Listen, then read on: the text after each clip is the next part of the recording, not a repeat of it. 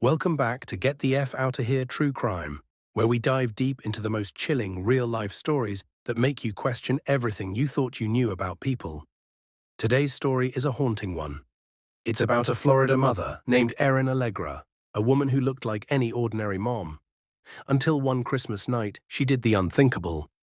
This is the heartbreaking and disturbing story of how a mother killed her 8-year-old son on Christmas Day, 2008. And why? Before we get started, make sure to subscribe, like, and comment below your thoughts about this case. Let's get into it. Eryn Allegra was 32 years old, from Port St. Lucie, Florida. She was described by friends and neighbors as quiet, polite, and devoted to her son, Tristan, a happy, bright 8-year-old who loved cartoons, video games, and Christmas more than anything in the world. Eryn wasn't some hardened criminal or wild partygoer. She was a single mother trying to make ends meet after her marriage to Michael Allegra fell apart. The two had separated, but they still shared custody of Tristan. She worked temporary jobs through agencies, mostly clerical work. People at the office said she was shy but dependable. Yet behind those polite smiles was a woman spiraling into a deep, dark place. By late 2007, Eryn's life was falling apart, financially, emotionally, and mentally. She had been struggling to pay rent, bouncing between jobs, and her car was breaking down. She had nobody to lean on. And then came the heartbreak that would send her over the edge, a secret love affair that ended in loss. Eryn had been seeing another man, not her husband, for almost a year and a half. She became pregnant during the affair, but tragically she lost the baby. Not long after, the man ended the relationship, leaving her completely shattered. She wrote in her journal, "I am just alone. Nowhere else to go. People move on.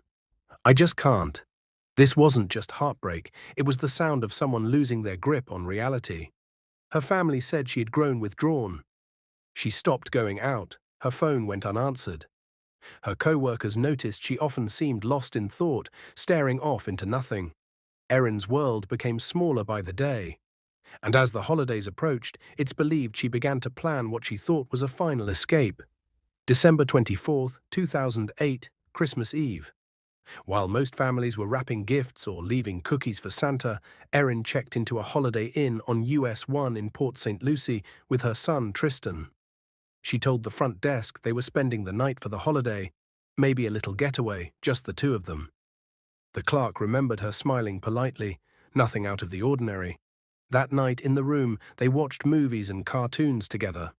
Tristan laughed as he ate snacks and talked about what he hoped Santa would bring. It was supposed to be a night of joy. But for Eryn, it was a night of deadly intention. According to police, Eryn gave Tristan 8 Advil pills that night, enough to make him sleepy. She wanted him to drift off peacefully, unaware of what was about to happen. Around 3 or 4 a.m. on Christmas morning, she took a pillow, placed it over her son's face, and held it there until he stopped moving. When it was over, she wrote a note that simply said, "You'll always be my sweet boy." She laid the note beside him and sat in silence. Then she walked into the bathroom, filled the tub with water and slit her wrists, an attempt to take her own life. But the cuts weren't deep enough. The bleeding slowed. She didn't die. Hours later, she picked up the hotel phone and called 911. When police arrived, they found Eryn sitting on the bathroom floor, pale and barely conscious. On the bed was Tristan, lifeless, covered gently with a blanket. Officers later said it was one of the most haunting scenes they had ever encountered. Eryn didn't resist. She didn't cry. She didn't ask for a lawyer. She simply told them, "I did it." She gave a full confession, calm, detached, and chillingly clear. When asked if she thought she was insane, she said, "No. I knew what I was doing, and I did it." She told investigators that she killed her son because she didn't want to leave him behind. She couldn't handle the thought of him living with his father or growing up in what she believed was a cruel world. It was the logic of someone utterly consumed by despair. A twisted kind of love turned into destruction. On February 3rd, 2010, Eryn Allegra stood before Circuit Judge Dan Vaughan in Fort Pierce. She pleaded guilty to first-degree premeditated murder and aggravated child abuse. By accepting the plea deal, she avoided the death penalty, but she would never walk free again. The judge sentenced her to life in prison without the possibility of parole, plus 30 additional years. In the courtroom, Tristan's grandmother, Eryn Allegra, faced her former daughter-in-law and spoke through tears. If you had committed suicide, it would have been hard enough on us. But we would still have Tristan. You took something very precious from our lives. Eryn never looked up. She only whispered, "Yes, Mom." Her own grandmother, Catherine Whiting, said she had once hoped Eryn would someday be released, but now accepted she would spend her life behind bars. Still, she promised to visit her, saying, "Wherever she is, I'll visit her." Today, Eryn Allegra remains in the custody of the Florida Department of Corrections. She's serving life without parole, left to replay the events of that night over and over for the rest of her days. Chief Assistant State Attorney Tom Bakadal later said he believed Eryn deserved the death penalty, but that living with what she did would be a punishment far worse than death.